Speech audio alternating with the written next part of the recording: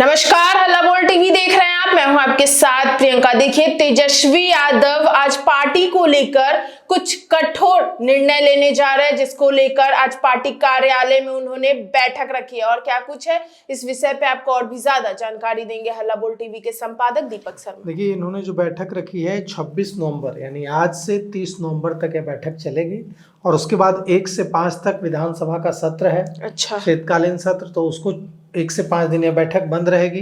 फिर 6 तारीख से फिर से यह बैठक शुरू हो जाएगी जी। और 6 से 9 दिसंबर तक फिर से यह बैठक चलेगी जी। मतलब 26 से 30 चलेगी बैठक। 1 से 5 तक विधानसभा का सत्र है, उस दौरान बैठक रुक जाएगी क्योंकि तेजस्वी यादव और जितने भी विधायक हैं आरजेडी के सब विधानसभा के सत्र में चले जाएंगे। बिल्कुल। और फिर 6 से 9 दिसंबर तक फिर से यह बैठक होगी। आज जो बैठक हो रही है उसमें मगध से शुरुआत की गई है। मगध प्रमंडल के प्रत्याशियों को बुलाया गया है और उनसे पूछा जाएगा कि हार की वजह क्या है। अच्छा। क्योंकि 2020 में मगध में और शाहाबाद में दोनों ही जगह आरजेडी और महागठबंधन ने बहुत अच्छा प्रदर्शन किया था। इस बार मगध और शाहाबाद में उतना अच्छा प्रदर्शन नहीं हुआ है। मगध की 1-2 सीटों पर तो फिर भी बहुत अच्छा प्रदर्शन रहा। किसी भी तरह से सीटें निकल गई, जैसे गोह की सीट निकल गई, टिकारी की सीट आरजेडी के जीत गया, गोह की सीट भी आरजेडी जीत गया। लेकिन शाहाबाद में प्रदर्शन बहुत खराब रहा जी। तो अब शुरुआत तेजस्वी यादव ने मगध से की है कि मगध में हार के कारण क्या है। और आज वे मगध प्रमंडल के, मगध कमिश्नरी के सारे प्रत्याशी, जो हारे हुए प्रत्याशी हैं, उन सबको बुलाया गया है और उनसे 1 to 1 बातचीत करेंगे। सिर्फ प्रत्याशियों से ही बातचीत नहीं करेंगे, जिलाध्यक्षों से भी बातचीत करेंगे कि क्या कमी है, कहाँ से हारे। इसके अलावा 119 जो हारी हुई सीटों 119 सीटों पर हारी है राष्ट्रीय जनता दल पार्टी जी। तो 119 हारी हुई सीटों पर विस्तृत समीक्षा करेंगे और तेजस्वी यादव बूथ स्तर की रिपोर्ट, मतदान पैटर्न, विभिन्न सामाजिक वर्गों का वोट शेयर, सहयोगी दलों का प्रदर्शन और चुनावी रणनीति में कहाँ चूक हुई, इस पर बैठक में फीडबैक लेंगे जी। और भीतरघात की सूची मांगी है।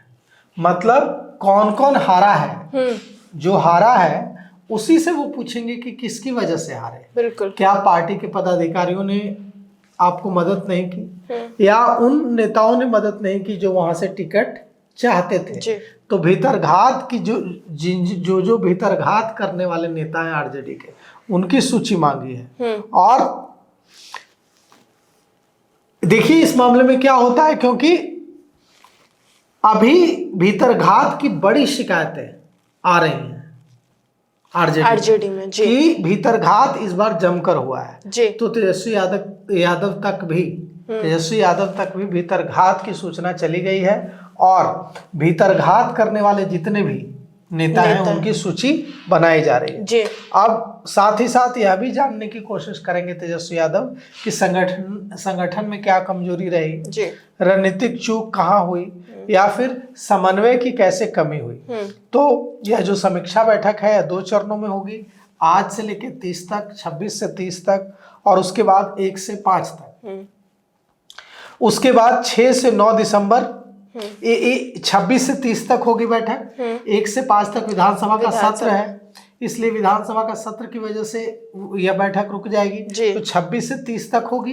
1 से 5 तक विधानसभा का सत्र है, उस दौरान बैठक नहीं होगी। और उसके बाद फिर 6 से 9 दिसंबर तक या 10 दिसंबर तक यह बैठक चलेगी जी। इसमें कई कठोर फैसले लेने के संकेत, जो अभी तक बात हुई है तेजस्वी यादव की आरजेडी नेताओं से, और आरजेडी नेताओं को उन्होंने जो संकेत दिए हैं उसके मुताबिक अब कुछ कठोर फैसले संगठन में लेने जा रहे हैं तेजस्वी यादव जी। अब ये कठोर फैसले क्या होंगे और क्या कुछ बड़े नेताओं पर गाज गिर सकती है या फिर उन नेताओं पर गाज गिर सकती है जिन्होंने पार्टी में रहते हुए पार्टी प्रत्याशियों के विरोध में काम किया। मतलब पार्टी में आरजेडी में रहते हुए दूसरी पार्टी के प्रत्याशियों को मदद किया, आरजेडी के प्रत्याशी के खिलाफ काम किया। वैसे नेताओं पर गाज गिर सकती है। तो जो भी है, मतलब यह जो बैठक है, इससे एक बात तो साफ हो गई है कि तेजस्वी यादव लगातार जो गायब दिख रहे थे, लापता दिख रहे थे, न मीडिया के सामने आ रहे थे, न संगठन के नेताओं से बातचीत कर रहे थे। मीडिया के सामने तो अब भी नहीं आए हैं, लेकिन संगठन के नेताओं के सामने आ रहे हैं जी। और संगठन के नेताओं के सामने आ रहे हैं, वो दिख भी रहा है। बिल्कुल। उसकी होता क्या है कि जब इस तरह की हार के बाद नेता जब नहीं आते हैं मीडिया के सामने, संगठन के सामने, मीडिया के सामने नहीं आया तो कोई बात नहीं, संगठन के नेताओं से बात नहीं करते हैं, उनसे विचारों का आदान प्रदान नहीं करते हैं, तो एक संगठन में बहुत ज्यादा मायूसी बढ़ने लगती है। लगता है कि सब कुछ खत्म हो गया, अब कुछ नहीं बचा, इस तरह की भावना आने लगती है। तो यह जो एक तरह से तेजस्वी यादव बैक हो गए हैं और उन्होंने लगातार 26 से 30 और फिर 6 से 10 ये जो बैठकों का दौर रखा है, इससे वो संगठन में नई जान, आरजेडी में नई जान फूंकने की कोशिश करेंगे और संगठन के कार्यकर्ताओं को भी लगेगा कि नहीं, कुछ हो रहा है, हम एकदम निराश मायूस नहीं है, पार्टी खत्म नहीं हो गई। तो ये जो कदम उठाया है तेजस्वी यादव ने, इससे फायदा होगा। तो सुना आपने कि तेजस्वी यादव लगातार बैठक कर रहे हैं और इस दौरान वो कई कठोर फैसले ले सकते हैं। हालांकि इन सबको लेकर आपकी क्या राय, हमें कमेंट बॉक्स में बताएं। फिलहाल इस पेशकश में इतना ही। आगे की खबर देखने के लिए बने रहे हल्ला बोल टीवी के साथ। धन्यवाद।